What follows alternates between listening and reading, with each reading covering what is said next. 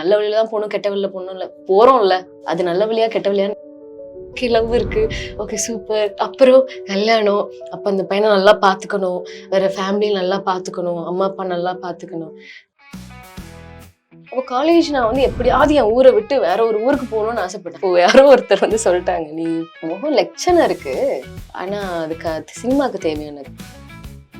நாங்கள்லாம் அவர்கிட்ட பேசவே, நாங்கள்லாம் கண்ணை பார்த்து பேசினாலே எங்களுக்கு மறந்துடும் முல்லை அப்படின்னு அவங்க அந்த தமிழ் கலந்த மலையாளத்துல பேசிட்டு இருந்தாங்கன்னா அவ்வளவுதான் போச்சு, எந்தா முல்லை அவ்வளோ காலி. பட் ஈஸியா கடந்தா வரணும், தைரியமா வரணும். ஏன்னா இவ்வளவு கேவலமா கேள்வி கேட்கறவங்க எல்லாம் உயிரோட இருக்கும்போது நம்ம எல்லாம் வந்து நெஞ்ச நிமித்திட்டு வரணும் டெஃபினட்டா.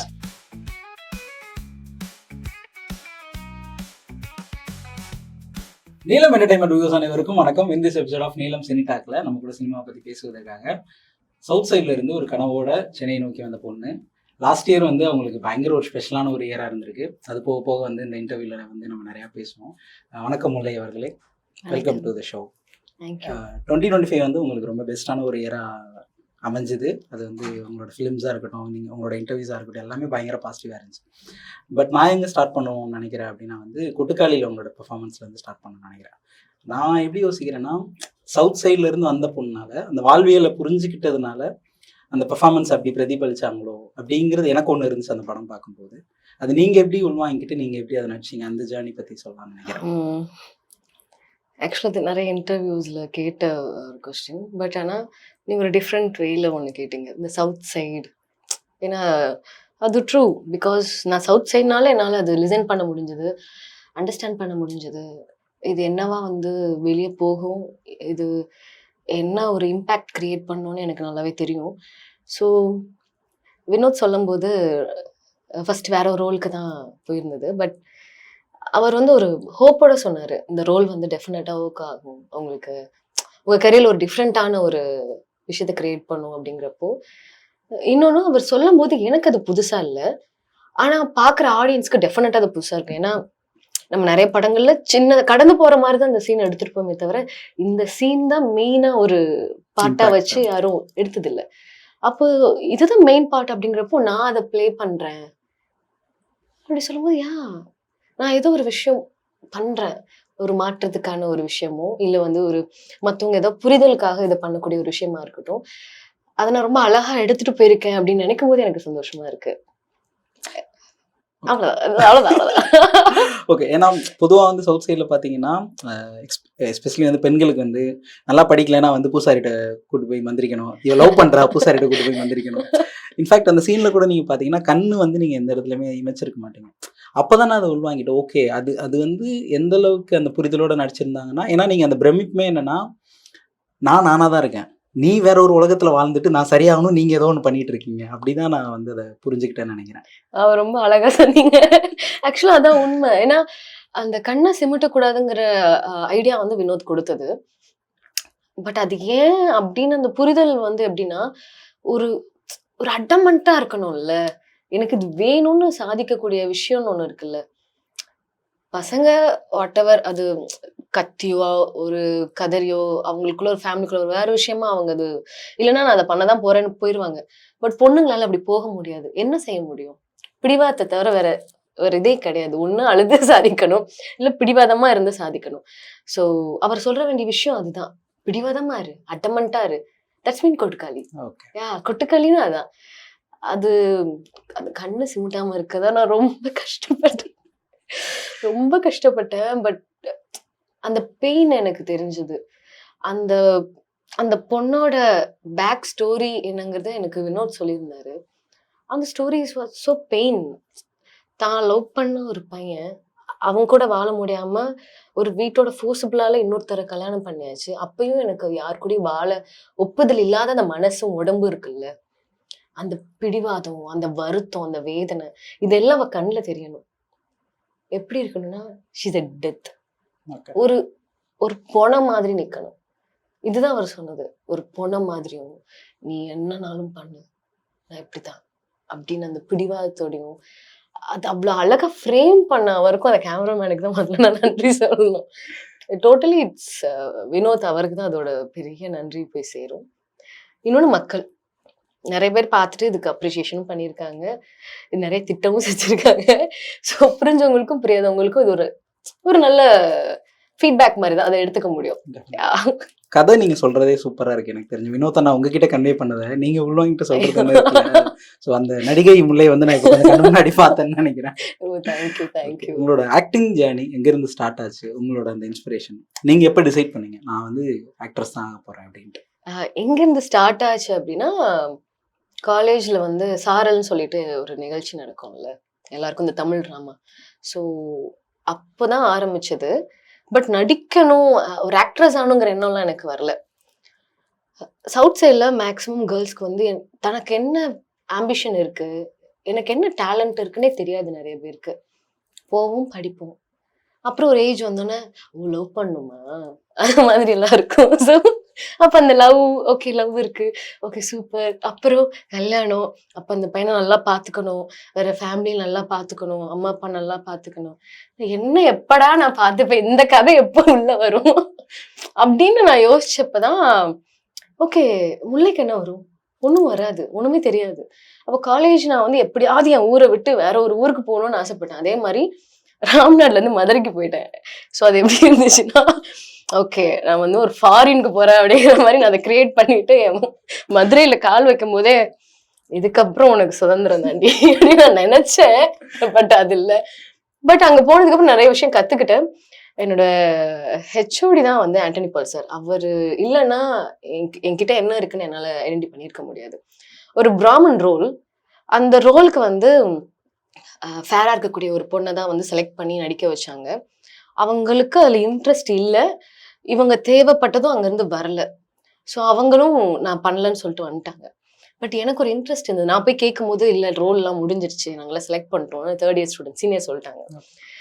ஸோ நான் வந்து அந்த பொண்ணுக்கு நீ வா நான் சொல்லித்தரேன்னு சொல்லிட்டு, எனக்கு அப்ப இருந்தே நமக்கு அந்த பெட்டி இருக்குல்ல, டிவி பெட்டியை பார்க்கும்போது ஒரு ஆர்வம் இருக்கும். எப்படி நடிக்கிறாங்க, எப்படி சிரிக்கிறாங்க, எப்படி இப்படிலாம் ஃபன் பண்றாங்க அப்படின்னு. அப்போ ஒவ்வொரு விஷயத்துல இருந்து நான் லைட்டா எடுத்துப்பேன். லைட்டா நம்ம இந்த எப்படி சொல்றது, சோசியல் டீச்சர் வச்சோ ஒரு இங்கிலீஷ் டீச்சர் வச்சோ கலாய்ச்சி பேசுவோம்ல, அது அவங்கள மாதிரி நடந்து காட்டுறது, பேசி காட்டுறது, இமிடேட், இதெல்லாம் நான் வந்து பண்ணுவேன். ஸோ எனக்கு அது கொஞ்சம் ஈஸியா இருந்துச்சு லைட்டா எடுக்கிறதுக்கு. அப்ப நான் அந்த பொண்ணுக்கு சொல்லி கொடுக்கும்போது சார் பார்த்துட்டு, ஹெச்ஓடி பார்த்துட்டு, நீ வா அப்படின்னு சொல்லிட்டு, இதை நீ பேசு அப்படின்னு சொல்லி பேச விட்டாரு. அதான் என்னோட முதல் மேடை. ஏறதுக்கு முன்னாடி நான் ரொம்ப பயந்து நர்வஸ் ஆகி என் கையெல்லாம் நடுங்க ஆரம்பிச்சிருச்சு. அப்ப எனக்கு கூப்பிட்டு ஒன்று சொன்னாரு, நீ மேடையில ஏறு, உன் கண்ணு முன்னாடி இருக்கிறவனா முட்டா பையன் நினைச்சுக்க,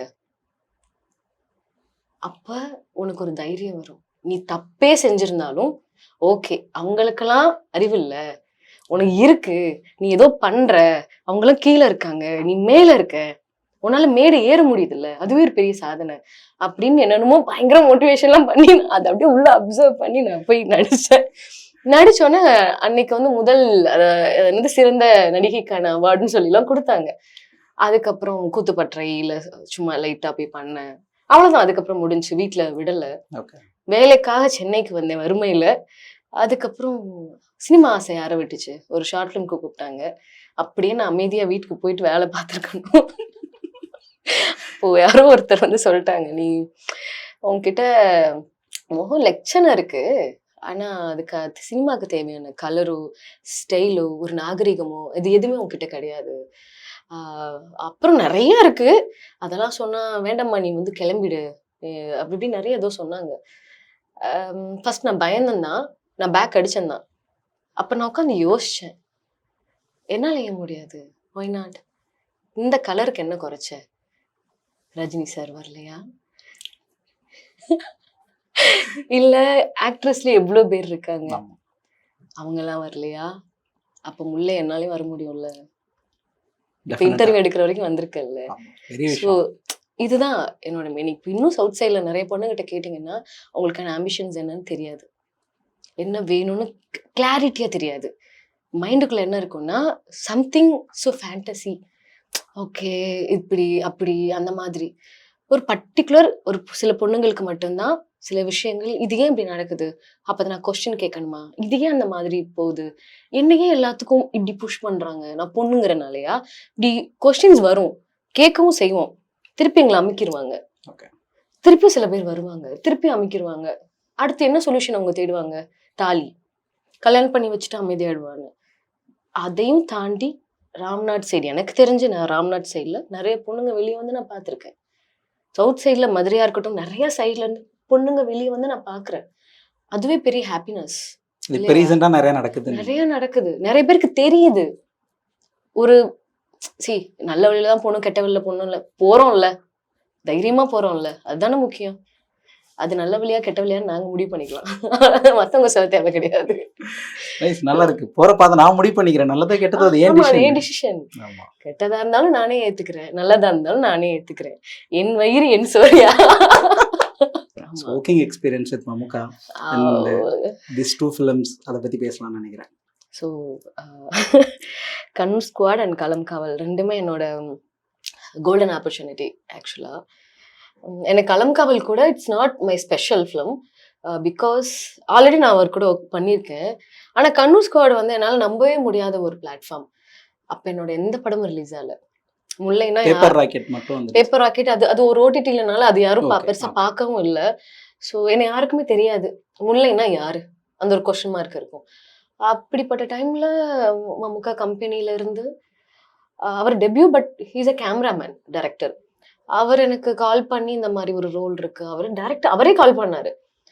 நீங்க ஒரு கிளிப் மட்டும் நான் பேப்பர் அனுப்புறேன், அதை படிச்சுட்டு எனக்கு ஆடிஷன் அனுப்ப முடியுமா? அப்போ அமிச்சப்போ ஓகே, எனக்கு உட்காந்து ஃபோனில் கதை ஒரு மணி நேரம் அதை எக்ஸ்பிளனேஷன் பண்ணி இந்த மாதிரி சீன்ஸ் இருக்கும், இந்த மாதிரி சீன்ஸ் இருக்கும். ஏன்னா முன்னாடி டயலாக் கிடையாது, அது ஒரு சீனாவே தான் இருந்தது. ஸோ சீனாவே எனக்கு வந்து ஒரு மணி நேரம் அந்த சினாரியோ ரொம்ப அழகாக எக்ஸ்பிளைன் பண்ணாரு. எனக்கு வந்து எப்படி இருந்ததுன்னா, நம்ம ஒன்றும் பெரிய ஆள்லாம் இல்லையே, என்ன இப்படி உட்காந்து எக்ஸ்பிளைனா அப்படிதானே நம்ம இங்க ட்ரீட் பண்ணப்பட்டிருக்கோம் இல்லையா? ஸோ ஒரு நமக்கே ஒரு கூச்சம், ஒரு நர்வஸ் இதெல்லாம் இருந்துச்சு. தென் செலக்ட்லாம் ஆகி எல்லாம் ப்ராப்பராக போயிட்டு இருக்கும்போது ஒரு 2 நாளைக்கு முன்னாடி இந்த மாதிரி டயலாக் தான் அப்படின்னு சொல்லிட்டாங்க. தமிழ்ல தான் முன்னாடி இருந்தது. இப்போ இல்லை, இந்த டைலாக் நீங்க அப்புறம் தமிழ்ல வாசிச்சேன். சடனா ஒரு 3 நாளைக்கு முன்னாடி திருப்பி 2 நாளைக்கு அப்புறம் இல்ல சாரி, இது வந்து இப்ப தமிழ்ல இருக்காது, மலையாளத்துல மாத்திரம். என்னங்க, எந்த குருவாரப்பா, எனக்கு மலையாளம் தெரியாதுங்க அப்படின்னு. நீங்க அப்பவே சொல்லுங்க, எந்த ஸ்டேட்? கேரளா. இனிமே எந்த லாங்குவேஜ் மலையாளம்? அப்போ நான் வந்து நான் ரொம்ப பயந்துட்டேன். மலையாளம் தெரியாது, தமிழ் கூட ஏதோ டைலாக் மறந்துச்சுன்னா நம்ம ஓன் டைலாக ப்ரிப்பேர் பண்ணி அப்படி அடிச்சு நொறுக்கிடலாம். மலையாளத்துல வந்து மறந்துச்சுன்னா என்ன எக்ஸ்ட்ரா நம்ம ஆட் பண்ண முடியும் அப்படிங்கிற ஒரு பயம் இருந்துச்சு. நான் ரொம்ப அழுதுட்டு இந்த மாதிரி வேண்டான்னு சொல்லிடலாம் யோசிச்சேன். திடீர்னு என்ன யோசிச்சேன்னு தெரியல. இதுவே உனக்கு முடியலன்னு நீ பின் வாங்கிட்டேன்னா அப்புறம் என்னதான் பண்ண முடியும்? நீ எதுக்கு அப்ப இண்டஸ்ட்ரியில இருக்க? ஏன் ஃபைட் பண்ற? நீ வீட்டுல போயிடுற சும்மா அப்படிலாம் நானே எனக்குள்ள பேச ஆரம்பிச்சேன். அதுக்கப்புறம் சரி ஓகே பண்ணலான்னு சொல்லிட்டு காலையில ஒரு 3 மணிக்கு எந்திரிச்சு அந்த ஸ்கிரிப்ட் பேப்பரை மனப்பாடம் பண்ணி அவர் ரோபி சார் கால் பண்ணுவார், சரி ரோனி கால் பண்ணுவார், அவர் தான் ரைட்டர், அவர் ஆக்ட் பண்ணியிருப்பார் இதுல. அவர் வந்து வீடியோ காலில் இருப்பாரு, நான் வந்து அவர்கிட்ட வந்து அதெல்லாம் ஸ்கூல் பிள்ளை மாதிரி ஒப்பிச்சுக்கிட்டு இருப்பேன். இங்க இருந்தே திட்டுவாரு, குச்சி வச்சு ஒழுங்கா அது பண்ண அப்படிங்குவாரு. ஸோ இவ்வளோ ஒரு ஸ்ட்ரகிள் இருந்துச்சு. ஸ்பாட்டுக்கு போறதுக்கு முன்னாடி வரைக்குமே மம்முக்கா என்னோட ஃப்ரெண்ட்ல உட்காருப்பாரு, என்கிட்ட சொல்லவே இல்லை. அங்க போனதுக்கு அப்புறம் வந்து இல்ல, ஒரு ஆப்போசிட்டா தான் உட்காரும். சபரீஷ்லாம் என்ன வந்து அவர் வந்து போச்சு, நாங்கள்லாம் அவர்கிட்ட பேசவே, நாங்கள்லாம் கண்ணை பார்த்து பேசினாலே எங்களுக்கு மறந்துடும் முல்லை அப்படின்னு அவங்க அந்த தமிழ் கலந்த மலையாளத்துல பேசிட்டு இருந்தாங்க. அவ்வளவுதான் போச்சு, எந்தா முல்லை அவ்வளவு காலி, எனக்குள்ள சும்மா இருங்கடா கொஞ்சம். அப்புறம் போயிட்டு நான் ஒண்ணு மட்டும் கிளியர் பண்ணிட்டேன், அங்க இருக்கிற எல்லாரும் மலையாளி, நான் ஒரு தமிழ் பொண்ணு. சொதப்பிட்டு போனேன்னா தமிழ்நாட்டுக்கு அசிங்கம். தயவு செஞ்சு எப்படியாவது ஒரு டேக்ல எப்படியா பண்ணி கெத்த வந்துரும் இல்லைன்னு நான் ரொம்ப ப்ரிப்பேர் பண்ணி பேசினதுக்கு அப்புறம், அதுக்கு முன்னாடி மம்முக்கா சார் என்கிட்ட பேசவே இல்லை. அந்த டைலாக் பேசி முடிச்சதுக்கு அப்புறம் அவர் கிளாப் பண்ணோன்னு சுத்தி எல்லாரும் clap. That moment was yes, இப்பதான் நான் ஆக்சுவல் சினிமாக்குள்ள வரேன் அப்படி இருந்தது. அதுக்கப்புறம் அவர் அப்பதான் என்ன கேட்டாரு, என்ன பேரு, குத்துப்பட்டறை ஆர்டிஸ்டா, எந்த ஊரு அப்படின்லாம் கேட்டாரு. நான் அப்போதான் எல்லாத்தையுமே சொன்னேன், ஆல் தி பெஸ்ட்ன்னு சொல்லிட்டு அவர் கிளம்பிட்டாரு. ஸோ அந்த ஒரு மொமெண்ட் நமக்கு ரொம்ப ப்ரீஷியஸா இருக்கும்ல. ஒரு பெரிய ஸ்டார் நம்ம கிட்ட வந்து இவ்வளவு விஷயம் கேட்கிறாரு, அதை அப்ரிசியேஷன் பண்றாருங்கிறப்போ எனக்கு அது எனக்கு தெரியல, எனக்கு இங்க அது கிடைக்கல, பட் அங்க கிடைச்சதுங்கிறப்ப எனக்கு ரொம்ப ஹாப்பியா இருந்துச்சு. அதுக்கப்புறம் அதே டீம் திருப்பி எனக்கு களம் காவல்ல கூப்பிடும்போது, அதுவும் அவரோட க்ரஷ்ஷா கூப்பிடும்போது, okay you going to correct path, okay fine. அதை விட இது ரொம்ப சின்ன ரோல் தான். ஆனா யாராலையும் மறக்க முடியல. அது ரொம்ப ஸ்ட்ராங்கா நிக்குது அவரோட படம் அப்படிங்கிறப்போ. எக்ஸாக்ட்லி. ஸோ அது ஒரு சின்ன ஆசை. அங்க எப்படி மம்முக்கா சார் கூட நடிச்சோன்னா, அதே மாதிரி இங்க ரஜினி சார் கூடயும் கமல் சார் கூடயும் நடிச்சிட்டோம்னா என் பிறை ஜென்மம் அடைஞ்சிரும் இல்லையா? டெஃபினட்டா கூடிய சீக்கிரம் ரஜினி சார் கூட, கமல் சார் கூட, அடுத்து விஜய் சார் ஒரு படம் நடிச்சாலும் அந்த படத்துல நீங்க நடிக்கணும் அப்படின்னு வாய்ப்பு சொல்லிட்டு இருக்குங்களாங்க? நான் அந்த அந்த பக்கம் யோசிக்கலையே நானு. ஒருவேளை விஜய் சார் நடிச்சாருன்னா அப்படி போயிடலாம். அப்படி சொல்லிக்கலாம். ஆமா, அப்படி எல்லாம் நம்ம ஆசை தானே. இல்ல, ஒருவேளை மக்கள்லாம் ஆசைப்பட்டு மக்களுக்காக நான் இன்னொரு படம் பண்றேன் அப்படி வந்தாருன்னா தெரியல, பார்க்கலாம். அண்ட் அந்த களம்காவல் ப்ரொமோஷன்ஸ் பார்க்கும்போது வந்து அங்கே 2 மூமெண்ட் வந்து நான் ஸ்பெஷலாக ஃபீல் பண்ணேன்.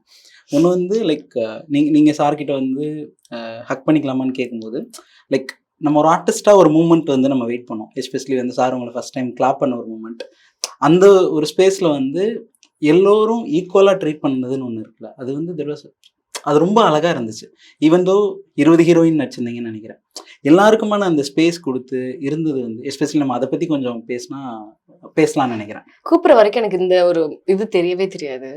திடீர்னு எல்லாரும் ரெடி ஆயிட்டீங்களா, எல்லாரும் போலான்றப்போ எல்லாரும் ஒரு பஸ்ல எல்லாம் உட்கார வச்சுட்டாங்க. ஸோ நிறைய பேர் இருந்தாங்க. என்ன பண்ண போறாங்க அவங்கங்கிற ஆர்வம் வந்து எல்லாருக்குமே இருந்துச்சு. ஸோ இறங்கி போனதுக்கப்புறம் மம்முக்கா சார் ஃப்ரண்ட்லையும் நாங்கெல்லாம் பாடி கார்ட்ஸ் மாதிரி பின்னாடி வெளியே போனப்ப, ஓ அப்படி பிளான் பண்ணுவீங்களா நீங்க? அங்க போயிட்டு லைக் அங்க நிறைய படம் பண்ணக்கூடிய ஆக்டர்ஸுமே இருந்திருந்தாங்க. ஆரம்பிச்ச இப்பதான் பிகினிங்ல இருக்கக்கூடிய ஆட்களும் இருந்திருந்தாங்க. சில படங்கள் பண்ண ஆட்களும் இருந்திருந்தாங்க. பட் ஒரு கேட்டகரி வைஸ்ல பிரிச்சு உட்கார வைக்கல. போனதுமே வந்து நீங்க எங்க வேணாலும் உட்காருங்க, இங்க உட்காருங்க, அவ்வளவுதான்.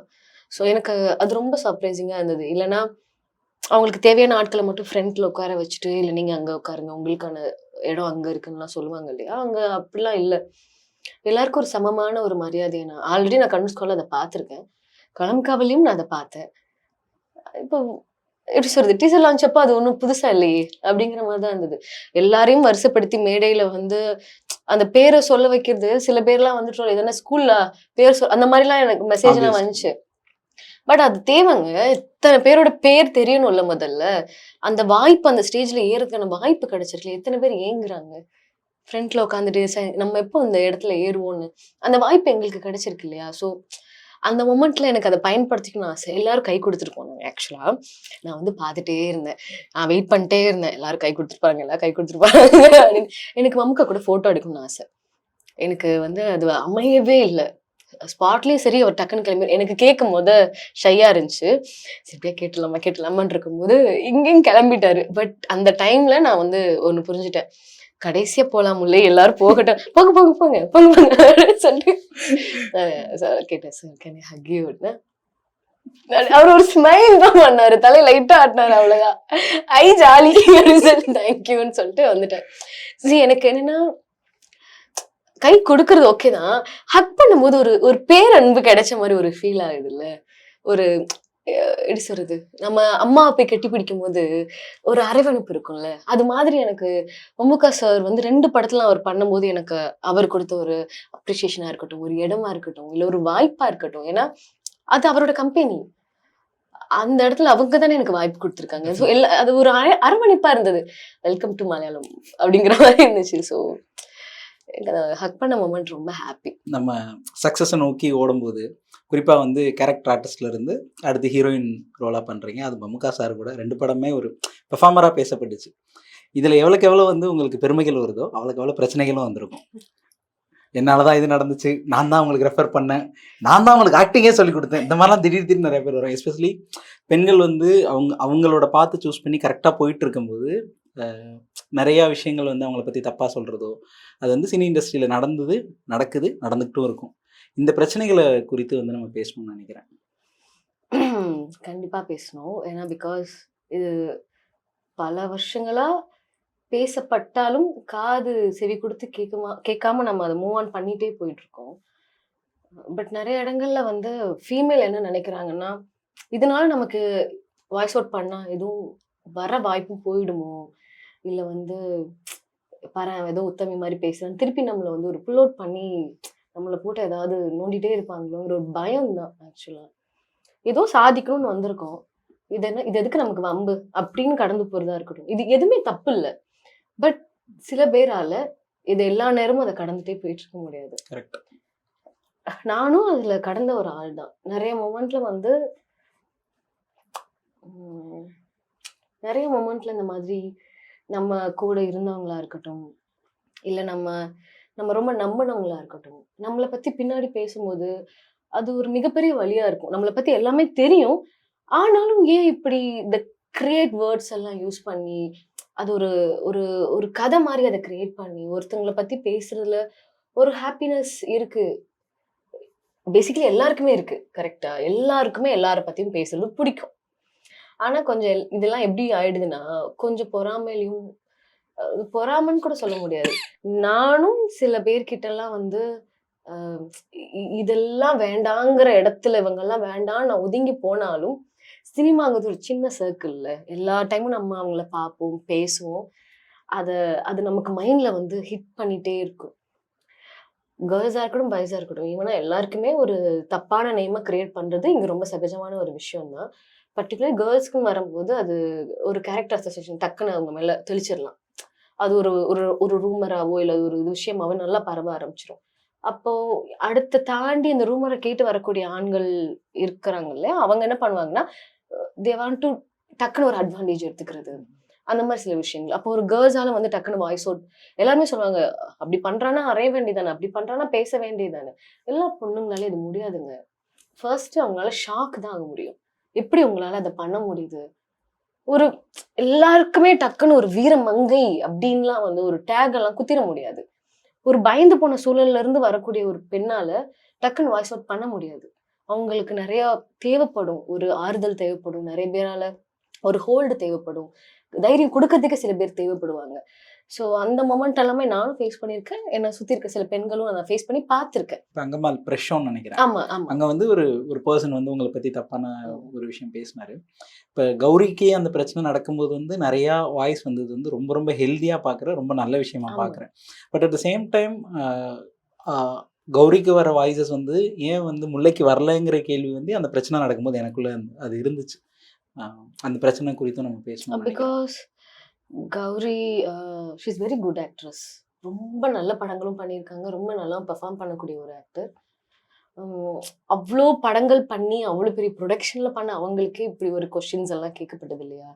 இன்னொன்று அவங்களுக்கு சுற்றி நிறைய ப்ரெசன்ட் மீடியாஸ் இருந்துச்சு. அவங்க அந்த இடத்துல வாய்ஸ் அவுட் பண்ணும்போது அது டக்குன்னு அது போயிடும்ல, ஒரு வைரல் ஆயிடும்ல. நான் அந்த இடத்துல இல்லை என்னை பற்றி பேசும்போது. நான் அது ஒரு 2 வாரத்துக்கு அப்புறம் தான் பார்க்குறேன் வேற. அதுக்கப்புறம் நான் என்னோட இதில் இன்டர்நெட்டில் போடும்போது லைக் சில பேர் ஆறுதல் கொடுத்தாங்க, அது பேசப்பட்டுச்சு. பட் அந்த அளவுக்கு போகாததுக்கு காரணம் நான் மீடியா முன்னாடி இல்லை, ப்ரெஸ் கிட்ட நான் அதை பேசலை. அது ஒரு விஷயம். இன்னொன்று, இதை ரொம்ப சீரியஸாக எடுத்துக்கிறதுக்கு நான் என்ன பண்ணியிருக்கேன், நானும் அவ்வளோ பெரிய ஒரு படங்கள் பண்ணியிருக்கேன், ஒரு கேரக்டராக பண்ணியிருக்கேன். நான் பண்ண வேண்டிய லீடு இன்னும் வெளியே வரல. ஸோ இன்னும் அவ்வளோ பெரிய ஆள் இல்லை நான். அதனால அது ஒரு விஷயம் இருக்கு. மேபி எதுக்கு ஓகே அப்படின்னு கூட விட்டுருக்கலாம் அவங்க. ஆனா கௌரி பேசின விஷயத்துக்கு அப்புறமும் இது திரும்பி நடக்குதுங்கிறது ரொம்ப வருத்தமான ஒரு விஷயம். அவங்க அவ்வளோ அழகா வாய்ஸ் அவுட் பண்ணி இவ்வளோ விஷயத்த தெளிவா சொல்லிட்டு போயிட்டாங்க. அப்பயாவது கொஞ்சம் மாறி இருந்திருக்கணும், லைட்டாவது மாறி இருக்கணும். பட் அவங்க கேட்ட கேள்வியை விட, அவங்களுக்கு கேட்ட கேள்வியை விட அடுத்து இன்னும் மோசமா இப்போ டியர் ரதிக்கு கூட அந்த மாதிரி எல்லாம் நான் பார்த்தேன். ரொம்ப மோசமா எனக்கு தெரியலங்க. அது ரொம்ப ஈஸியா இருக்கு பொண்ணுங்களை பத்தி பேசுறது, வேற ஒண்ணும் கிடையாது. ரொம்ப ஈஸியா இருக்கு. ஏன்னா டியர் ரதிலுமே அப்படிதான் ரொம்ப நான்சென்ஸா பேசிட்டு இருந்தாங்க இல்லையா? ஸோ ஒன்றும் இல்லை, பொண்ணுங்களை பத்தி பேசுறதுக்கு வார்த்தைகள் நிறைய இருக்கு, கொச்சைத்தனமான வார்த்தைகள் நிறைய இருக்கு. ஸோ அதனால டக்கு டக்கு டக்குன்னு அப்படியே பிச்சு போட்ட பொரோட்டால சால்னா ஊத்துற மாதிரி அப்படியே ஊத்திட்டு போயிடலாம், அதுதான் அவங்க எல்லாம் நினைக்கிறாங்க. ஸோ அந்த கேள்வி கேட்ட நம்பர் ஆக்சுவலா எல்லா இடத்துலயும் அப்படிதான் கேட்கிறாரு, ஒரு மாதிரி 18+ கண்டென்ட் கொடுக்கணுங்கிற ஒரு இதுல. இன்னொன்னு, இப்ப இருக்கிற இண்டஸ்ட்ரி எப்படி ஆயிடுச்சுன்னா, நீங்க எவ்வளவு ஹார்ட் ஒர்க் பண்ணி வந்தாலும் உங்களோட இன்ஸ்டாகிராம் ஃபாலோவர்ஸ் எவ்வளோன்னு கேட்குற இடத்துக்கு வந்துடுச்சு. நீங்க வந்து இவ்வளோ பெரிய குட் ஆக்டர், இவ்வளோ பெரிய குட் ஆங்கர், டான்ஸர், சிங்கர் வேண்டாம். இன்ஸ்டால உன் டேலண்ட்டை காட்டுறியப்பா, எவ்வளோ ஃபாலோவர்ஸ் வச்சிருக்கீங்க. ஸோ அது ஒரு 3 இயர்ஸா இது முன்னுக்கு வந்ததுனால ஒரு திறமையா இருக்கக்கூடிய ஆட்களும் பின்னோக்கி போறாங்க. இப்ப அவங்களும் என்ன செய்றாங்கன்னா, இப்ப நானும் இன்ஸ்டா யூஸ் பண்றேன். சில பேர் உள்ள கண்டென்ட் வீடியோ பண்ற ஆட்களையும் நான் பார்த்திருக்கேன்.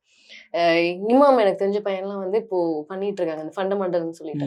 அவங்களும் பல வருஷமா உள்ள ட்ரை பண்ணி இப்போ வந்து இந்த ஓகே இன்ஸ்டாகிராம் தான் நமக்கு ஒரு அடுத்த வழி கொடுக்க Platform. போதும்னு சொல்லிட்டு அவங்க அதுல இறங்க ஆரம்பிச்சிட்டாங்க. ஸோ அந்த மாதிரி கூட அந்த நபர் நினைச்சிருக்கலாம். இந்த மாதிரி கண்டென்ட் பேசினாதான் வந்து ரீச் ஆக முடியும், பணம் சம்பாதிக்க முடியும். எல்லாருக்கும் தேவை பணம். அதுக்கு ஏதாவது ஒண்ணு பண்ணணும். அதான் நான் அந்த இதுல சொல்லியிருப்பேன். அதான் யாரையும் நீங்க உயர்த்தலாம் வேண்டாம். தாழ்த்தி பேசாம இருந்தா போதுங்கிறது தான். அது ரொம்ப பொண்ணுங்களை பொறுத்த வரைக்கும் அவங்க ஈஸியா பேசிடுறாங்க. வேற ஒண்ணும் கிடையாது. பட் ஈஸியா கடந்தா வரணும். தைரியமா வரணும். ஏன்னா இவ்வளவு கேவலமா கேள்வி கேட்கிறவனுங்க எல்லாம் உயிரோட இருக்கும்போது நம்மலாம் வந்து நெஞ்ச நிமித்திட்டு வரணும் டெஃபினட்டா. ஸோ எனக்கு தெரிஞ்சு நிறைய பொண்ணுங்க ரொம்ப போல்டா இருக்காங்க, ரொம்ப ஸ்ட்ராங்கா இருக்காங்க, ரொம்ப தெளிவாவும் இருக்காங்க. இப்ப முன்ன விட வந்து நீங்க சொன்ன மாதிரி வந்து அவங்களுக்கு என்ன வேணுங்கிற கிளாரிட்டி தெளிவா இருக்கு. ஆமா, அது வந்து ரொம்ப ரொம்ப பார்க்க அது சந்தோஷமா இருக்கு. தெளிவா இருக்கு. சம்டைம்ஸ் எங்களுக்கு இந்த இன்னசென்ஸும் கொஞ்சம் அதிகமா இருக்கும். லைக் கொஞ்சம் ஒரு பெர்சென்ட். அப்ப இந்த இன்னசென்ட்டை யூஸ் பண்ணி எங்களை வந்து லாக் பண்ணிடுறாரு. அதனால தயவு செஞ்சு ஃப்ரெண்ட்ஸ் எல்லாம் வேண்டாம். இந்த செக்மெண்ட் வந்து ஒரு வேர்ட் ஆர் சென்டென்ஸ் சொல்லுவேன். அதை கேட்கும்போது உங்களுக்கு என்ன தோணுதோ அதை நீங்க வந்து சொல்லலாம். ஓகே. சினிமா, லவ், காஸ்ட், தேவையில்லாத ஒண்ணு, theatre, expression, Mammukka, crush. Actress Mullaiyarasi. Very டிஃபிகல்ட்டான கொஸ்டின் ஆக்சுவலி. தெரியாது, யாருக்குமே தெரியாது. ஆக்ட்ரஸ் முல்லையரசி. பட் தேங்க்ஸ் இந்த கொஸ்டின் கேட்டதுக்கு. பட் எனக்கே தெரியல. தெரிஞ்சா நீங்க சொல்லுங்க ப்ளீஸ். தெரியல, எனக்கே தெரியல. நான் அதை பத்தி யோசிக்கிறேன். மேபி இன்னும் அதுக்கான சோர்ஸ் நான் இன்னும் கண்டுபிடிக்கல. இன்னும் அதுக்கான விஷயங்கள் நான் இன்னும் பண்ண வேண்டிய விஷயங்கள் நிறைய இருக்கு சினிமால. பண்ணதுக்கு அப்புறம் கேளுங்க, இப்ப என்கிட்ட பதில் இருக்கும். ஸோ இந்த செக்மெண்ட் வந்து திஸ் ஆர் தட் அப்படின்னு சொல்லி கேட்பேன். உங்களுக்கு எந்த படம் பிடிக்குதோ அதை நீங்க சொல்லலாம். Okay. Okay. Bramayugam or Kannur squad? Bramayugam. Kannur squad இல்லையா? எனக்கு தெரியல. மமுகா கம்பெனில இருந்து அந்த படம் தாங்க இவங்க ஃபர்ஸ்ட் படம் நடிச்சாங்க. பட் இருந்தாலும் எனக்கு ஏன் தெரியல, பிரம்மயுகம் ரொம்ப பிடிக்கும். நண்பகல் நேரத்து மயக்கம் ஆர் காதல் திகோர்? ஓ மை காட், வேணுக்கும் தானே கேட்குறேன். ரெண்டுமே ரொம்ப நல்ல படம். காதல் திகோர் பிகாஸ் ரொம்ப ஸ்ட்ராங்கான ஒரு கேரக்டர் எடுத்து பண்ண வேண்டியது ரொம்ப பெரிய விஷயம். அது இப்போ இருக்கிற எல்ஜிபிடிக்யூவில் வந்து மக்களுக்கு இன்னும் நிறைய விஷயங்கள் புரியலை. அது ஒரு பெரிய ஸ்டார் வந்து பண்ணும்போது சில பேருக்கு அது அண்டர்ஸ்டாண்ட் ஆச்சு. சில பேரை வந்து நிறையா நடந்திருக்கும்ல அவங்கவுங்க வீட்டில். பட் அவர் ஒரு ஸ்ட்ராங்கான ஒரு விஷயம், ஒரு மெசேஜ் கொடுத்த மாதிரி இருந்துச்சு அந்த படத்து மூலயமா. ஸோ காதல் திகோர். உங்களோட அடுத்தடுத்த ப்ராஜெக்ட்ஸ் நீங்கள் என்ன பண்ணுறீங்க? அடுத்த அப்டேட்ஸ் மட்டும். ஆக்காட்டின்னு ஒரு படம் இப்போ கோவாவில் ஃபெஸ்டிவலுக்கு அவார்டும் வாங்கியிருக்கு. ஸோ அது மேபி 1 இயர்க்கு அப்புறம் தான் ரிலீஸ் ஆகும். இன்னொரு படம் இட்ஸ் சர்ப்ரைஸ். சார் நானும் பண்ணியிருந்தோம். ஸோ கமர்ஷியலாக அந்த படம் எனக்கு ஒரு ஹீரோயின் அப்படின்னு வருது. ஆக்காட்டியும் ரொம்ப நல்ல படம், எல்லாருக்கும் ரொம்ப பிடிச்ச விதமான படமாக இருக்கும். இதுவும் கண்டிப்பாக பிடிக்கும். ஸோ 2 படம் எனக்கு ரிலீஸ்க்கு waiting. But obviously I am the heroine entry. எல்லாரும் சொன்னாங்க என்னால் ஹீரோயின் ஆக முடியாதுன்னு. பட் அந்த மாதிரி தான் இப்போ போடுற பிஜிஎம் அப்படின்னு சொல்லிட்டு வரேன் பாரு. ஸோ நான் ஐம் ஹீரோயின். ரொம்ப ஒரு ஆத்மார்த்தமான ஒரு உரையாடலா இருந்துச்சு. இன்ஃபேக்ட் நம்ம இது செகண்ட் டைம் தான் பாக்குறேன். ஃபர்ஸ்ட் டைம் வந்து ஒரு ரெட் கார்பெட்ல தான் பார்த்தோம். பட் இட் ஹஸ் பீன் ஒரு ஹோல் ஹார்ட்டடான ஒரு கான்வோவா. அவ்வளவு கம்ஃபர்ட்டா நீங்க அந்த கான்வோ கிரியேட் பண்ணி ரொம்ப ரொம்ப சுவாரஸ்யமா போச்சு. மனசுல இருக்கிற பாரத்தெல்லாம் கொட்டிட்டாங்கிற மாதிரி. யூடியூப் ஆக்சுவலி ரொம்ப ஃபன்னியாவும் போச்சு. ரொம்ப நல்லா இருந்துச்சு ஆக்சுவலா. And thank you so much for your உங்களோட பிஸியான ஷெடியூலில் நாங்கள் கேட்டோம் நேரம் ஒதுக்கி.